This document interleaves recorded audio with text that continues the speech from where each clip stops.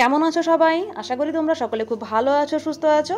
আর আমিও খুব ভালো আছি। আমার আজকের রেসিপি হলো নরম ও সুস্বাদু চকলেট কেক। এটা খুব সহজ ও মজাদার একটা রেসিপি, তোমরা যে কোনো সময়েই ঘরে বসে বানিয়ে নিতে পারবে। তো চলো পুরো ভিডিওটা তোমরা স্কিপ না করে দেখতে থাকো। আর যদি ভিডিওটি ভালো লাগে লাইক দিয়ে কন্টিনিউ করো। তো প্রথমে আমি এখানে নিয়ে নিয়েছি ময়দা, 1 কাপ মতো ময়দা আমি নিয়েছি। তোমরা মাপটা দেখে নেবে কতটুকু পরিমাপ আমি বানাচ্ছি। তারপরে কোকো পাউডার দিয়ে দিলাম, গুঁড়ো দুধ, বেকিং পাউডার দিচ্ছি 1 চামচ মতো, আর বেকিং সোডা অল্প একটু পরিমাণ। এবার সমস্ত উপকরণ খুব ভালোভাবে মিশিয়ে নেব। এরপর দুটো ডিম নিয়ে নিচ্ছি।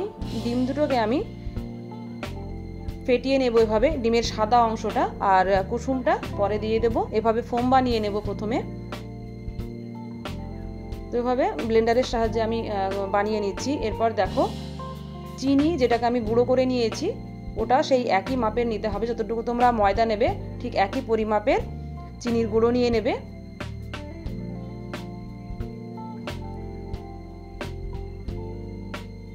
এভাবে খুব ভালোভাবে ফেটিয়ে নিতে হবে সমস্ত উপকরণ দিয়ে। এবার আস্তে আস্তে যে মিশ্রণটা বানিয়েছিলাম ময়দা, বেকিং পাউডার, সোডা দিয়ে, তো সেগুলো দিয়ে দেব আর এভাবে ব্লেন্ড করে নেব। পুরোটা একসাথে দিতে যাবে না, অল্প অল্প করে দিয়ে নেবে আর এভাবে ব্লেন্ডারের সাহায্যে ব্লেন্ড করে নেবে। ভ্যানিলা এসেন্স দিয়ে দিচ্ছি অল্প একটু পরিমাণ। এরপরে দুটো ডিমের কুসুম আমি দিয়ে দিলাম। যদি ব্যাটারটা শক্ত মনে হয় লিকুইড দুধ তোমরা দিয়ে দেবে, আর যদি ঠিকঠাক মনে হয় তাহলে দুধটা আর দেওয়ার কোনো দরকার নেই।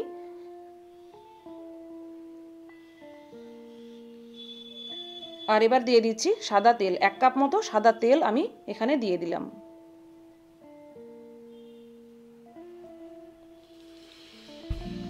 তো এভাবে খুব ভালো মতো ফেটিয়ে নিয়েছি সমস্ত উপকরণ।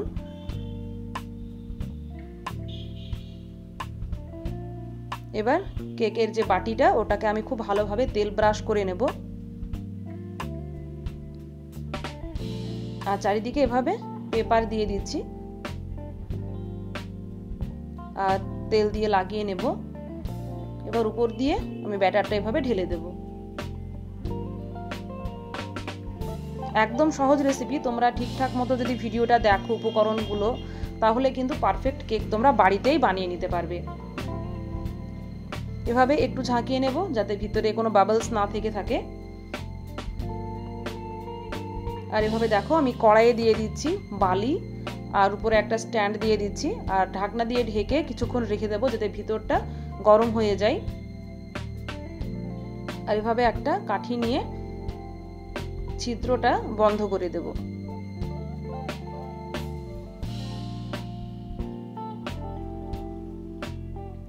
তো দেখো বালিটা গরম হয়ে গেছে। এবার আমি এখানে কেকের বাটিটাকে তুলে দিয়ে দেব। খুব সাবধানে দিয়ে দিতে হবে কারণ কড়াইটা এখানে গরম হয়ে যায় বেশ অনেকটাই। এবার ঢাকনা দিয়ে ঢেকে আমি 30 থেকে 40 মিনিট মতো অপেক্ষা করব। গ্যাসের ফ্লেম লো টু মিডিয়াম আঁচে রেখে দেব। দেখো কতটা সুন্দরভাবে কেকটা ফুলেছে আর একদম পারফেক্ট কেক আমার তৈরি হয়ে গেছে। একটা কাঠি দিয়ে আমি দেখে নেব যে ভিতরটা কাঁচা আছে কিনা। তো এইভাবে দেখে নেবে, যদি কাঠির গায়ে কোনো কিছু লেগে না থাকে তাহলে বুঝে নিতে হবে যে কেকটা আমার একদম পারফেক্ট হয়ে গেছে। এবার চারিদিকটা এভাবে ছুরি দিয়ে, তো এরপর কেকটাকে এখান থেকে বের করে নিয়ে কিছুক্ষণ ঠান্ডা হতে দেওয়ার জন্য রেখে দেবো। আর এরপর তোমরা চাইলে এখানে ফ্রস্টিং করে নিতে পারো। তো আজকে আমি কেকটাকে ফ্রস্টিং করছি না। ফ্রস্টিং করে নিলে দেখতে ও খেতে আরও বেশি সুন্দর হবে। তো দেখো কত সহজভাবে সামান্য কিছু উপকরণ দিয়েই বাড়িতেই তোমরা কিন্তু এরকম পারফেক্ট নরম স্পঞ্জি চকলেট কেক বানিয়ে নিতে পারবে। তো অবশ্যই বাচ্চাদের জন্য বা নিজেদের জন্য একবার হলেও ট্রাই করতে পারো। তো এইভাবে কেক বানিয়ে তোমরা তোমাদের নিজেদের বিশেষ মুহূর্তটাকে আরও মধুর করে নিতে পারো।